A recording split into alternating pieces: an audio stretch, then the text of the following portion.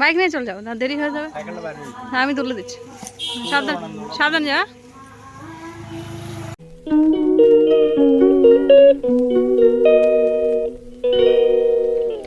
Hello everyone, good morning, welcome back to my channel. কেমন আছো তোমরা? আশা করছি ভালো আছো, সুস্থ আছো।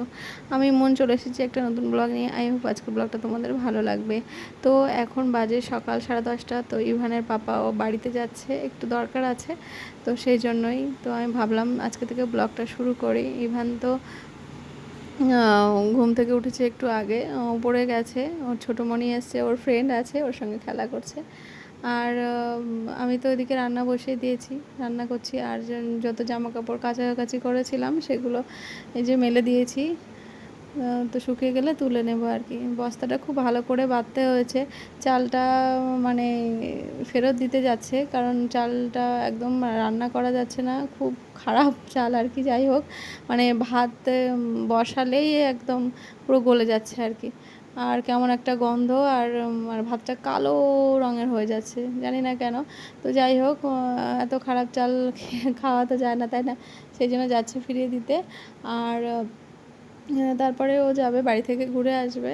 তারপরে আমি ভাবলাম রান্নাটাই ফাঁকে করে নিই। ও বলছিল যে আমি নিয়ে যাই, তা ও তো এখন খেলছে, সেই জন্য ভাবলাম থাক, আর যেতে হবে না, আমি এই ফাঁকে রান্নাটা করে নিই আর কি।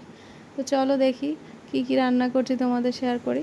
এই যে দেখো, আলু পটল দিয়ে বেলে মাছের চচ্চড়ি করব। আর হচ্ছে পমফ্রেট মাছ আছে, সেটা দিয়ে ফুলকপি দিয়ে আলু দিয়ে ঝোল করবো, ব্যাস এটুকুই। আর ইভানের জন্য খাবার বসিয়ে দিয়েছি, যে পোলাও করছি, মানে একদম সবজি খেতে পারি না, সেই জন্য ভাবলাম ফুলকপি গাজর আলু টালু দিয়ে সুন্দর করে একটু পোলাও করেছি। তা জানি না খাবে খাবে না, কারণ ও এগুলো খেতে চায় না। আমি যদি কোনো রকম খাটনি করে খুব কিছু একটা ভালো করে বানাই, মানে আমার আশা থাকে যে ও খাবে, কিন্তু ও কখনোই সেটা খায় না।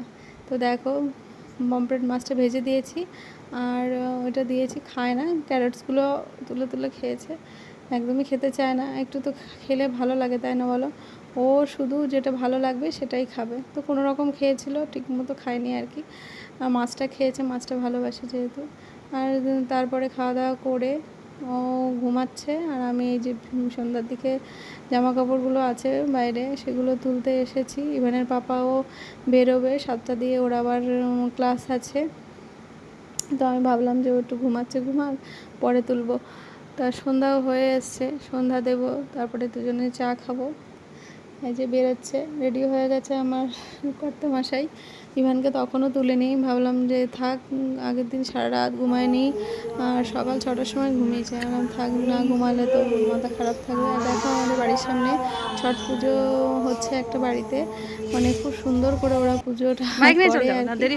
আর আমি বললাম ইভানের বাবাকে যে একটা খাবার কিনে দিয়ে যাও। আর কারণ ইভান ঘুম থেকে উঠলে আবার চেঁচামেচি করবে, আর ওরা যা বাজি ফাটাচ্ছে, বাপরে বাপ, মাথা খারাপ। তো এইভাবে অনেকবার উঠে গেছে ঘুম থেকে, তারপরে আমি আবার শুয়েছি। আমি থাক ঘুমা, কারণ যতক্ষণ নিজে থেকে না ওঠে ততক্ষণ ঘুমাতে হবে। সন্ধ্যা হয়ে গেছে, এখনও ঘুম থেকে ওঠেনি। আর এই যে খাবারটা এনে রাখলাম যাতে না কান্না করে আর কি। আর ছট পুজোতে আমাদের নেমন্তন্ন ছিল, তো যাওয়া হয়নি, ইভান ঘুমাচ্ছে দেখে তাই। আর ওরা মানে পুজো করে এসে বাড়িতেও সুন্দর করে পুজো করে আর কি, দেখে খুব ভালো লাগলো। আর এই দেখো, আমার সিমই খেতে ইচ্ছে করছিলো, বলেছিলাম, তো সিমই নিয়ে এসেছে, আর পাউরুটি নিয়ে এসছে রাত্রেবেলা। এখন বাজে রাত 9:30। তো এবার আমরা খাওয়া দাওয়া করবো। তার মধ্যে ইভানের বাবা বললো যে ডাল সিদ্ধ করে রাখো আর ডিম পোচ করো। এই যে ডিম পোচ করেছি, আর মাছ ভাজা আছে, আর তরকারি অল্প অল্প আছে, এটা দিয়েই রাতে হয়ে যাবে আর কি। আর ইভানের জন্য একটা ডিম পোচ করেছি, এই যে দেখো। তো ওরও খায় না, ডাল ভাত খেলো। তো চলো, আজকের ব্লগটা এখানে এন্ড করছি। তোমরা ভালো থেকো, সুস্থ থেকো, টাটা, গুড নাইট।